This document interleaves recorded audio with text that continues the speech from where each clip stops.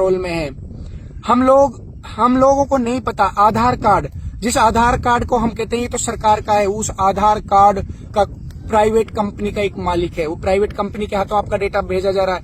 Family ID, voter ID, pan card, आज आपकी हर चीज तो आधार कार्ड के साथ इन्होंने कनेक्ट कर दी। आधार कार्ड के साथ आपका driving licence, PAN card, bank account, email ID, phone number और आपका गैस कनेक्शन, आपका बिजली का कनेक्शन, आपका वाटर का कनेक्शन, एवरीथिंग इज आपका सारा का सारा इन्होंने आधार कार्ड के साथ कनेक्ट कर दिया।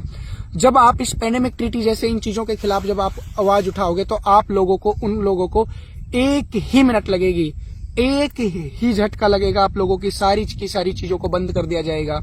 आप लोग अगर आवाज उठाओगे तो आपके साथ, जैसे चीन में ऑलरेडी सोशल क्रेडिट सिस्टम आ चुका है, आप लोगों के साथ वही किया जाएगा। आप लोगों को एक तय समय निर्धारित किया जाएगा कि इस समय के इस जो समय आपको दिया जाएगा, आपको लिमिटेड, आपको कॉइन्स, आपको डिजिटल रुपया दिया जाएगा। यूनिवर्सल बेसिक इनकम को अपनाया जाएगा। आप उसको अपनाओगे और आपको उसमें फॉर एग्जांपल मान लीजिए आपको $1000 डाले गए, वो $1000 वो लोग तय करेंगे कि आप इससे इतने डॉलर का पेट्रोल खरीद सकते हो, इतने डॉलर को आप खाने पीने में यूज कर सकते हो और इतने डॉलर को आप अपने लिए यूज कर सकते हो। और वो ये कह सकते हैं, अगर वो चाहें तो वो कह सकते हैं कि उन डॉलर को आपको पूरी तरीके से ब्लॉक भी कर सकते हैं, और वो चाहे तो उस जैसे ही आप सरकार की नीतियों का उल्लंघन करोगे, आपने सोशल क्रेडिट सिस्टम जब पूरी तरीके से अब वो आ रहा है, जब आप सरकार के खिलाफ आवाज उठाओगे तो आपका सोशल स्कोर गिरेगा। सोशल स्कोर गिरेगा तो वो कहेंगे कि आपने इन सरकार की नीतियों का उल्लंघन करा था और ये चीजें आप लोगों की काट दी गई हैं। तो इसी प्रकार से ये जो पूरी की पूरी सारी चीजें करी जा रही है, इनके पीछे का जो ग्लोबल एजेंडा है वो आप लोगों को समझना पड़ेगा। और मैं आप लोगों को मैं बताना चाहूंगा, आप अपनी सरकार से सवाल कीजिए। मैंने अभी प्रधानमंत्री कार्यालय में एक लेटर लिखा है और उस लेटर में मैंने अपने तमाम सवाल भेजे हैं, और वो तमाम सवाल जो मैंने आपको भेजे हैं वो मेरी फेसबुक पोस्ट पर जाओगे आप, आर्य सोमदेव के नाम से, डिस्क्रिप्शन में आपको लिंक मिल जाएगा। उसमें मैंने लगभग 20 से 21 सवाल करे हैं। उन सवालों के आधार पर आप पूछिए और मैं वो सवाल आपको बता देता हूं कौन कौन से हैं। सबसे पहला सवाल ये है, जब भारत एक लोकतांत्रिक गणराज्य है तो क्या प्रधानमंत्री को ये अधिकार है कि वह 140 करोड़ लोगों के शरीर और जीवन पर विदेशी संस्था का नियंत्रण थोप दे बिना जनमत के? इस पहले सवाल का साथियों अर्थ यहाँ पर यह है, अगर भारत को एक्चुअल में गणराज्य कहते हैं, ये लोग कहते हैं कि भारत संप्रभु है, हालांकि भारत के पास ना तो अपनी कोई व्यवस्था है, ना भारत के पास अपनी चिकित्सा व्यवस्था है, ना भारत के पास अपनी स्वास्थ्य व्यवस्था है, न ही भारत के पास अपनी शैक्षणिक व्यवस्था है। फिर भी अगर ये लोग कहते हैं कि भारत आज भी गणराज्य है, तो मैं उस आधार पर ये आप लोगों से सवाल पूछता हूं, बिना जनमत से पूछे भारत के प्रधानमंत्री को ये अधिकार किसने दे दिया कि वो भारत के लोगों के साथ बिना कंसेंट करे उसने उस संधि पर सिग्नेचर कर दिए? पहला सवाल। दूसरा सवाल, क्या आपकी संसद रबर स्टैंप है जो आप उसे बताए बिना WHO जैसे संगठन से भारत की संप्रभुता गिरवी रख सकते हैं? तीसरा सवाल, किस संविधान अनुच्छेद के अंतर्गत आपने भारत के लिए पेंडेमिक ट्रीटी पर हस्ताक्षर किए हैं? साथियों, कौन सा ऐसा अनुच्छेद है जो अनुच्छेद भारत का आर्टिकल है जो हमें जीने की आजादी देता है, उस अनुच्छेद का ये पूर्ण रूप से उल्लंघन है।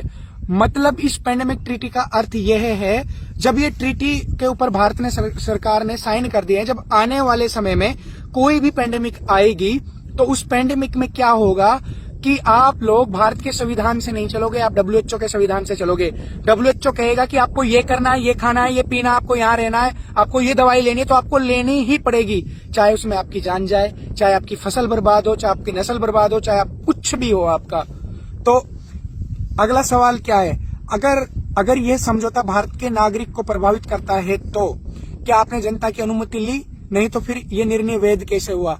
तो साथियों, चौथा सवाल यह है, जब हम लोग इस एग्रीमेंट को पढ़ते हैं, इस संधि को पढ़ते हैं और उसमें जब पता चलता है ये आतंकवाद से भी बड़ा, ये पूरी देश की जनता के साथ बहुत बड़ा छल और धोखा है, ये देशद्रोह है, तो क्या फिर ये वैलिड कैसे हुआ? ये वैलिड कैसे हुआ जब आप लोगों ने बिना मर्जी के सिग्नेचर कर दिए? अगला सवाल, पांचवा, जब नरेंद्र मोदी हर बात को आप हर विषय पर मन की बात करते हैं, तो जब आपने हमारे शरीर पर WHO का आदेश लागू कर दिया तो आपके मन में इस बात पर करने की बात क्यों नहीं आई? जब WHO के ऊपर ये पेंडेमिक ट्रीटी की बात आ रही थी, जब मन की बात में नरेंद्र मोदी अपनी बात रखते हैं, क्या उनका कर्तव्य नहीं था, क्या उनका ये दायित्व नहीं बनता, क्या वो इतने अकर्मण्य हो चुके हैं कि उनको यही भूल चुके हैं कि भारत की जनता के साथ जो तू करने जा रहा है क्या है वो। छठा सवाल, क्या आपको पता है WHO एक सरकारी नहीं एक निजी संगठन है और उसको सबसे बड़ा funder Bill Gates Gavie aliens है, तो क्या आपने भारत की एक विदेशी अरबपति की नीतियों में बांध दिया। सातवां सवाल, आपने ट्रीटी में जो digital health certification mandatory vaccination global जो इसको स्वीकार किया, क्या आपने भारत की संसद में इसकी मंजूरी ली थी। क्या आपको नहीं लगता कि यह समझौता भारत की जनसंख्या और बायोमेट्रिक हथकड़ी में जकड़ने की साजिश है। नवां सवाल, क्या आप बता सकते हैं कि ट्रीटी में वन हेल्थ गवर्नेंस का अर्थ क्या है। क्या इसके तहत हमारे खेत पशु पर्यावरण भोजन पर WHO का अधिकार होगा।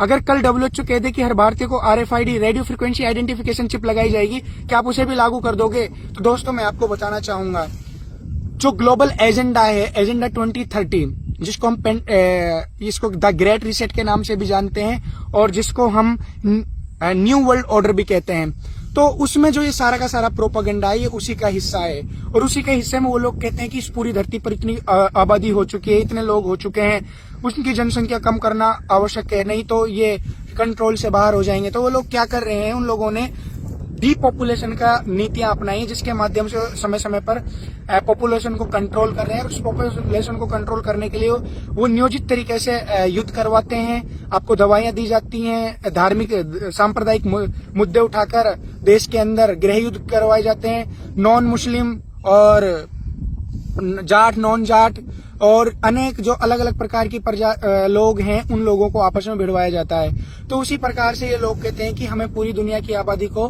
50 से 100 करोड़ के बीच में रखना 2030 तक, और उन लोगों को 50 करोड़ से भी ज्यादा रहेंगे उनको एक चिप लगानी है, रेडियो फ्रीक्वेंसी आइडेंटिफिकेशन। आपको पता होगा एलन मस्क की जो न्यूरोलिंक कंपनी है इसके ऊपर बहुत पहले से वर्क कर रही है और इसकी टेस्टिंग हो चुकी है ऑस्ट्रेलिया जैसे देशों में, और इसके ऊपर बहुत पहले ये ट्रायल हो चुका है बंदरों के ऊपर और ये पूरी तरीके से सफल भी हो चुका है। तो आप लोग जब इसको चिप, तो इसका जो 12वां सवाल है वो इसी के आधार, 11वां सवाल है जो इसी के आधार पर है। 12वां सवाल, क्या आपने ट्रीटी पर हस्ताक्षर से पहले भारत के संविधान की प्रस्तावना पढ़ी थी जिसमें लिखा था हम भारत के लोग, या आपने उसे हम WHO के गुलाम में बदल दिया। क्या आप जानते हैं कि WHO ने 2020-21 में झूठे आंकड़े और भ्रमित गाइडलाइन देकर लाखों लोगों की मौत का कारण बना था, तो अब उनके कहे पर आंख मूंद कर चलना देशद्रोह नहीं और तो क्या है। क्या आपने WHO के दस्तावेजों की भाषा को खुद पढ़ा या बस दस्तखत कर दिए, अगर पढ़ा तो बाइंडिंग लीगल इंस्ट्रूमेंट का अर्थ क्या है। 15वां सवाल, भारत की न्यायपालिका ट्रीटी में बाईपास को क्यों किया गया है, RTI PIL high court supreme court इन सब की औकात ट्रीटी में क्यों नहीं। दोस्तों जब आप लोगों को जबरदस्ती, आप बीमार भी नहीं और आप लोगों को जबरदस्ती कोई दवाई दे दी जाएगी जिसके कारण आपकी हत्या हो जाती है, मृत्यु हो जाती है आपको, तो उस चीज का जिम्मेवार कौन होगा। ना ही आपके पास कोई वो राइट्स होगा कि आप पुलिस में जाकर कंप्लेंट कर दें, न ही आपके पास supreme court, high court, district court जाने का कोई भी राइट्स नहीं होगा। अगर ये एक्चुअल में ही सही हैं ये लोग, तो इन्होंने इन सारी चीजों को बाईपास क्यों किया। ये अपना 15वां सवाल और 16वां सवाल, क्या आपको ये समझ नहीं आया कि ग्लोबल डिजिटल आईडी का मतलब क्या है। भारत के हर नागरिक का डाटा अब वैश्विक निगरानी में जाएगा। 17वां सवाल, क्या ये सच है कि ट्रीटी में कहा गया है कि misinformation and disinformation को कंट्रोल किया जाएगा,